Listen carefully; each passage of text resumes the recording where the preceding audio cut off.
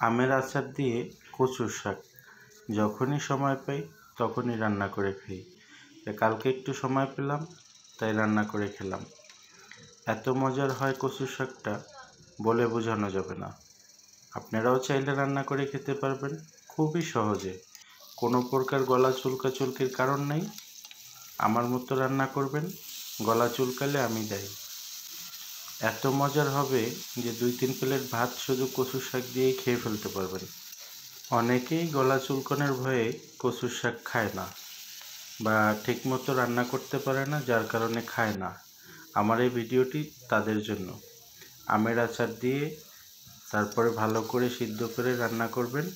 প্রয়োজনে একটু লেবুর টক দিয়ে নেবেন, তাহলেই হবে।